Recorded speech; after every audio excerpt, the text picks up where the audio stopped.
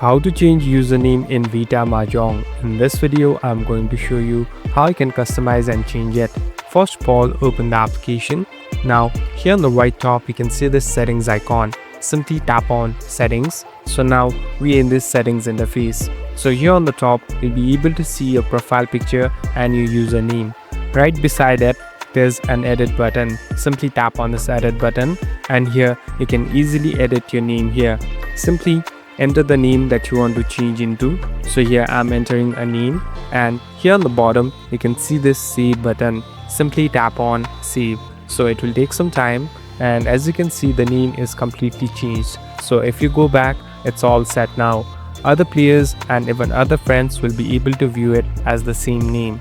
Thank you for watching this video. I hope this video will help you.